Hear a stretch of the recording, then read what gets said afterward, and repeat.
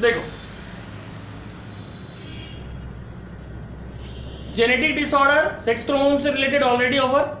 Now हमारा आज का नेक्स्ट टॉपिक है the pedigree analysis. The pedigree analysis, ठीक है। सबसे पहले ये जो पेडिग्री एनालिसिस है, ठीक है, ये सब के बारे में हमें जानना पड़ेगा। What is pedigree analysis? A record of inheritance, a record of inheritance of certain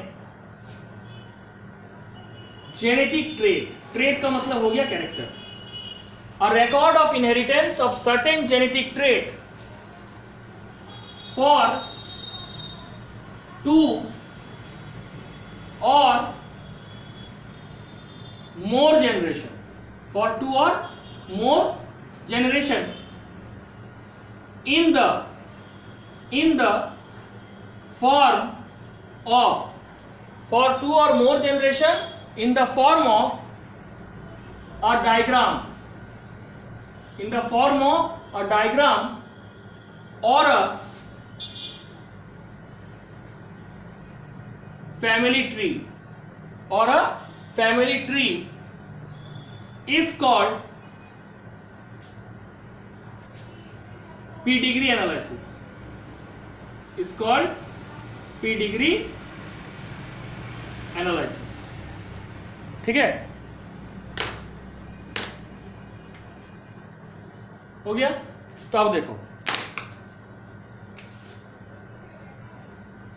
तो बोला गया कि जब हम इनहेरिटेंस का रिकॉर्ड कर रहे हैं, किसका?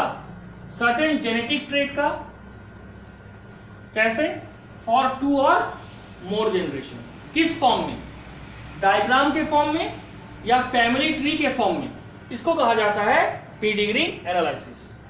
जिस इंडिविजुअल से पेडिग्री एनालिसिस इनिशिएट या स्टार्ट होता है उसको प्रोबैंड या प्रोपोजिटस कहा जाता है।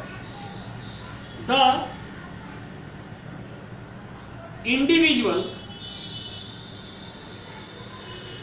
from which the pedigree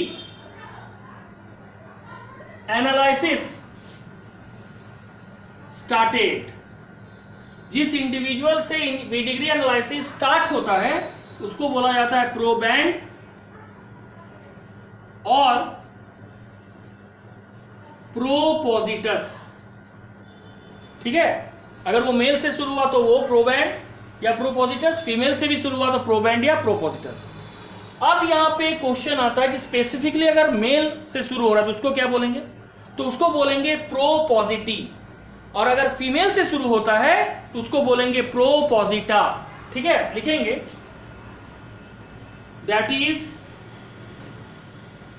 प्रोपोजिटी if क्या मेल and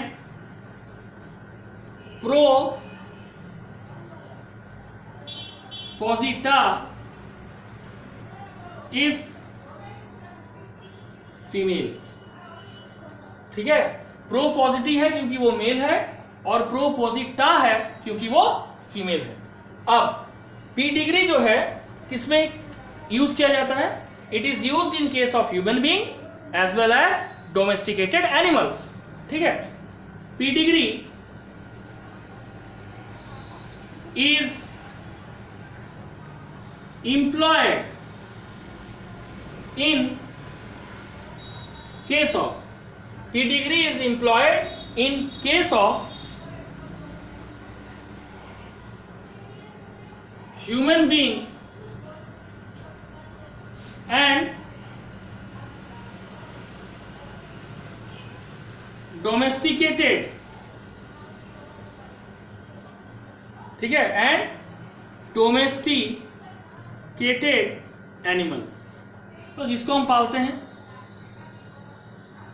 ठीक है, specially pets, specially pets.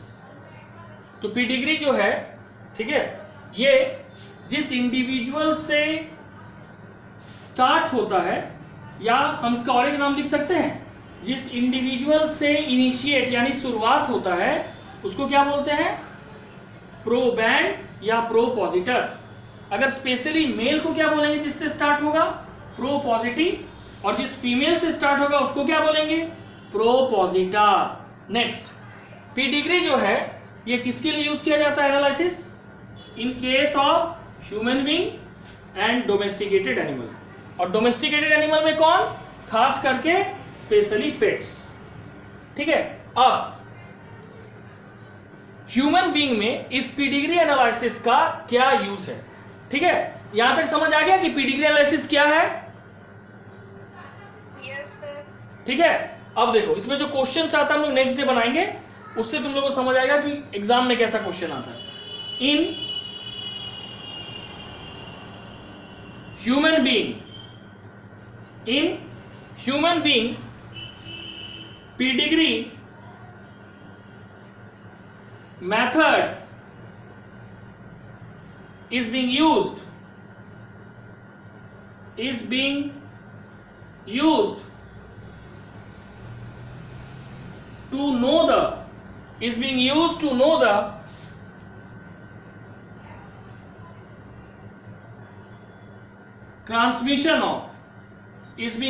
to know the transmission of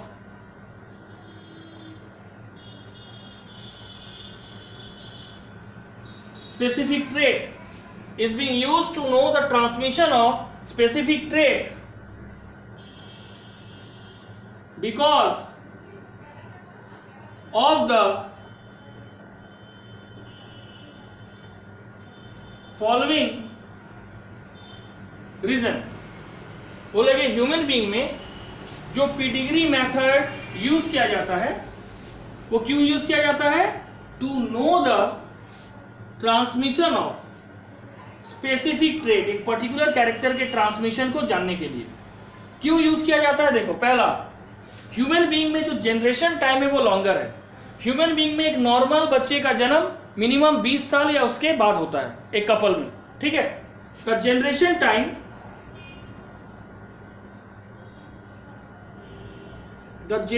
time is long,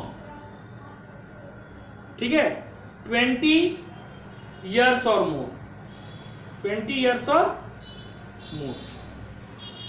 दूसरा क्या होगा, एक रिसर्च वर्कर, एक साइंटिस्ट जो पीडिग्री एनालिसिस के थ्रू ह्यूमन बीइंग में किसी की कैरेक्टर को स्टडी कर रहा है कि वो कैसे एक जनरेशन से दूसरे जनरेशन में जा रहा है, वो अपने पूरे लाइफ में 3 से 4 जनरेशन मैक्सिमम देख सकता है। तो लिखेंगे a research worker can observe 3 to 4 generation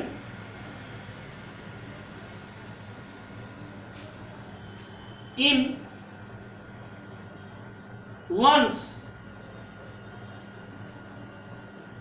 lifetime। Third क्या है, नंबर ऑफ ऑफस्प्रिंग जो है ह्यूमन बीइंग में पर कपल स्मॉल, 2-3 ये होता है। द नंबर ऑफ ऑफस्प्रिंग यानी उसे ज्यादा वैरायटी नहीं मिलता है to undergo study. The number of offspring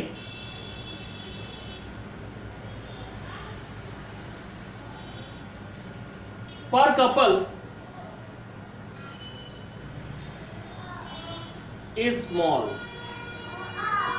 ठीक है। Next, homozygous trait human being में बहुत कम होता है, मतलब ऐसा कोई भी कैरेक्टर जिसको सेम टाइप या सेम पेयर ऑफ जीन मिलकर कंट्रोल कर रहा है, यह रेयर है ह्यूमन में। होमोजाइगस ट्रेट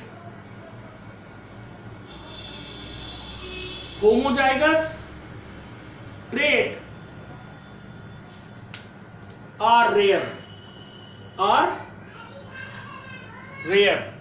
ठीक है।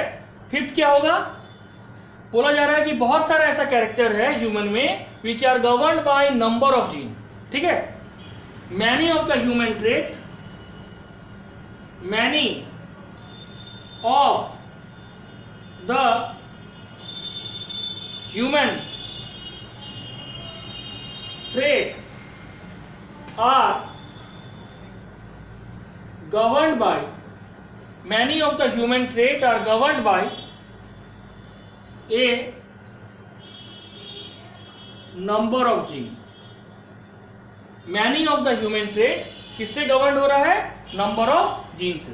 पहला कारण पेडिग्री एनालिसिस क्यों किया जाता है? क्योंकि ये एक डायग्राम के रूप में किया जा रहा है या फैमिली ट्री के रूप में. तो इसका यूज इसलिए ह्यूमन बीइंग में किया जा रहा है. पहला कारण है कि ह्यूमन बीइंग का जो जनरेशन टाइम है वो बहुत लंबा है, 20 ईयर या मोर. 20 ईयर या मोर के बाद एक नया जनरेशन आता है. दूसरा, रिसर्च वर्कर, ये एक साइंटिस्ट जो पेडिग्री एनालिसिस स्टडी कर रहा है, वो अपने पूरे लाइफ टाइम में 3 से 4 जनरेशन ही स्टडी कर सकता है.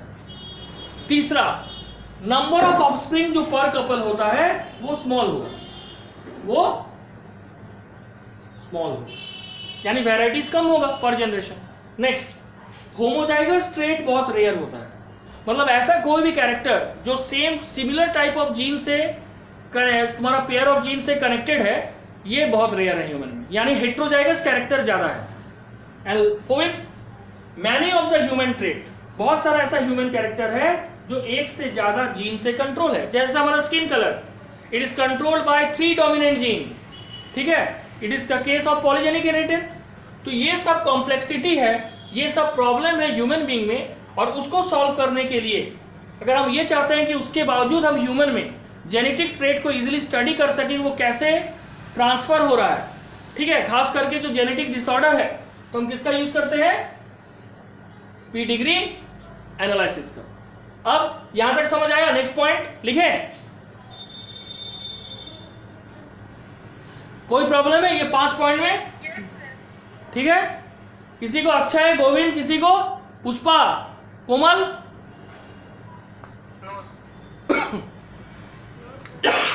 ठीक है, चलो. एलिना समझ गई ना? Yes sir. अब देखो इसका 6 पॉइंट क्या होगा. 6 कारण होगा, रीजन होगा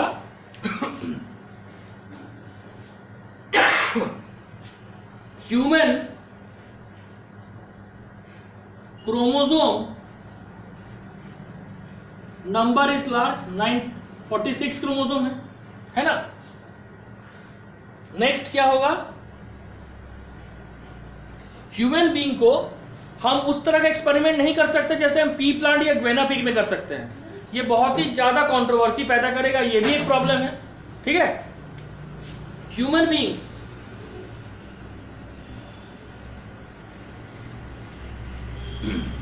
cannot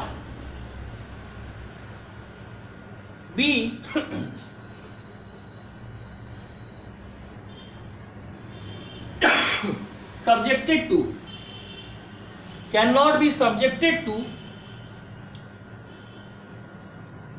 experimentation like कौन सा? like guinea pig या एडिबल पी, है ना. हम पी में या चूहे में जो भी एक्सपेरिमेंट करते हैं उसमें कोई कंट्रोवर्सी नहीं होता है. एक चूहा में अगर वो मर भी जाता है तो कोई आवाज उठाने वाला नहीं है उसके लिए. आजकल कुछ बायोडाइवर्सिटी वगैरह उठा रहा है तो अलग बात है, लेकिन एक ह्यूमन भी अगर मर गया तो वो एक बहुत बड़ा मीडिया का मैटर हो जाएगा और उस साइंटिस्ट के लिए भी बहुत मुश्किल हो जाएगा.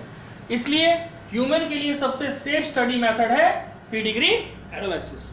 अब हम लोग यहाँ पे एक लाइन लिखे थे कि पेडिग्री एनालिसिस को हम फैमिली ट्री और डायग्राम के माध्यम से ही शो करते हैं. तो हम ये जानेंगे कौन कौन सा सिंबल किसके लिए और किस केस में यूज होता है.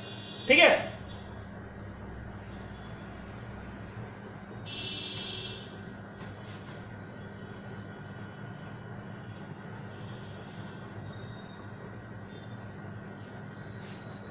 देखो ये हो गया स्ट्रक्चर, ये हो गया शेप, इसका सिंबल है मेल, ये हो गया सिंबल सर्कुलर जो है इसके लिए, फीमेल के लिए। हम लोग अब जितना भी जेनेटिक डिजीज पढ़े, एक चीज बहुत कॉमन पर एक कैरियर। पेडिग्री एनालिसिस में इसमें कैरियर कैसे शो करेंगे, देखो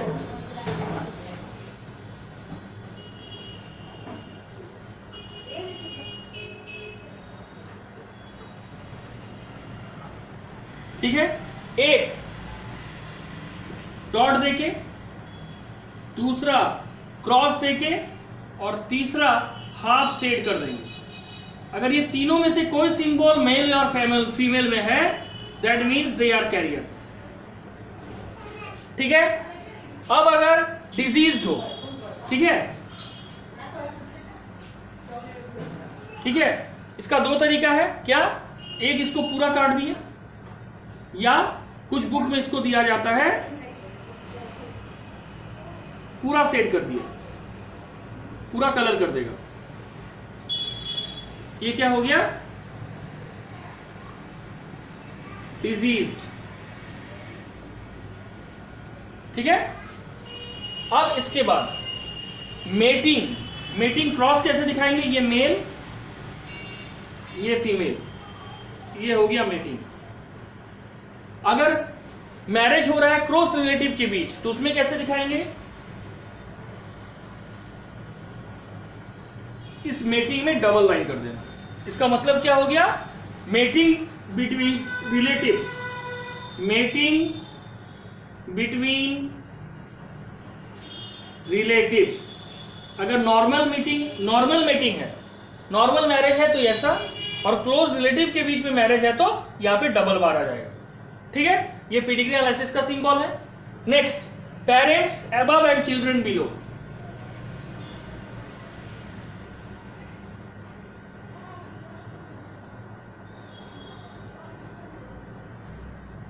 parents above and children below, parents above and children below. ठीक है, दूसरा चीज याद रखना कि पेडिग्री एनालिसिस जब भी स्टडी होता है फ्रॉम लेफ्ट टू राइट होता है। ऐसे इधर से स्टडी कभी मत करना, फ्रॉम लेफ्ट टू राइट। अगर तुमको पूछा जाए कि ये दोनों जो कपल है, फीमेल और मेल, इसका पहला बच्चा मेल है कि फीमेल, क्या बोलेगी इसमें बताओ। What is the sex of the first child produce in this couple, क्या बोलेगी बताओ। नहीं, दोनों कैसे, लेफ्ट टू राइट ना, तो फर्स्ट ये हो गया, सेकंड ये हो गया ना, तो फर्स्ट मेल है कि फीमेल,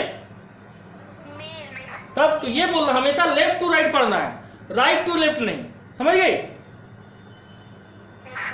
नेक्स्ट, ठीक है, अब मान लो तुम लोग को ये करना है, क्वेश्चन आए कि डाइजाइगोटिक ट्विंस है और मोनोजाइगोटिक ट्विंस है, तो ये कैसे देखोगे। मोनोजाइगोटिक ट्विंस का मतलब क्या होता है, सेम जाइगोट जब एक्सीडेंटली ब्रेक कर जाता है और वो डिवाइड करके दो नए इंडिविजुअल को प्रोड्यूस करता है सेम टाइम में, that is called monozygotic twins. जब मोनोजाइगोटिक ट्विंस को करना है, मोनोजाइगोटिक ट्विंस, तो मेल हो या फीमेल, जैसे ये फीमेल है या ये मेल है, इनके बीच में ये बार कर देना, that is the symbol of monozygotic twins. अब दूसरा हो गया डाइजाइगोटिक। डाइजाइगोटिक मतलब एक्सीडेंटली फीमेल में ओव्यूलेशन जब हो रहा है तो दो ओवम प्रोड्यूस हो रहा है, एट द सेम टाइम दो ओवम प्रोड्यूस हो रहा है, एट द सेम टाइम दोनों फर्टिलाइज हो रहा है, and at the same time दोनों पैचुरेशन हो रहा है, तो वैसे ट्विंस को क्या बोलते हैं, ठीक है, dizygotic twins. Dizygotic twins, dizygotic twins में क्या होगा, सेम ऐसा ही रहेगा,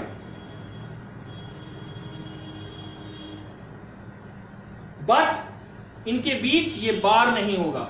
अगर तुम बार लगा दी दोनों के बीच, दोनों को कनेक्ट कर दी, तो वो डाइजाइगोटिक नहीं रहा, मोनोजाइगोटिक रहा। और याद रखना, फिंगरप्रिंट मोनोजाइगोटिक का सेम होता है, डाइजाइगोटिक का नहीं। यहां तक सभी सिंबल समझ आ गया, ठीक है। देखो इसी है, मोनोजाइगोटिक ट्विंस और डाइजाइगोटिक, दो ट्विंस होता है जुड़वा, एक को बोलते हैं मोनोजाइगोटिक। मदर की बॉडी में जाइगोट बना, अब जाइगोट एक्सीडेंटली एक ही जाइगोट ब्रेक कर गया दोनों में, और वो दोनों एक साथ डेवलपमेंटल स्टेजेस के थ्रू दो बच्चे को जन्म दिया। तो ऐसा दो ऑर्गेनिज्म जो एक ही जाइगोट के टूटने से दो बच्चा बना, वो हो गया मोनोजाइगोटिक। लेकिन कभी कभार फीमेल में एक्सीडेंटली दो ओवम प्रोड्यूस हो जाता है, और दो ओवम जब प्रोड्यूस होगा तो दोनों एक साथ फ्यूजन होगा, यानी दोनों एक साथ जाइगोट बनाएगा, दोनों एक साथ एम्ब्रायो बनाएगा, और फाइनली दोनों एक साथ फीटस बना के पैचुरेट करेगा। तो जब जो ओवम से दो जाइगोट बना और दो जाइगोट दो ऑर्गेनिज्म को प्रोड्यूस कर रहा है, इसको बोलेंगे डाइजाइगोटिक ट्विंस।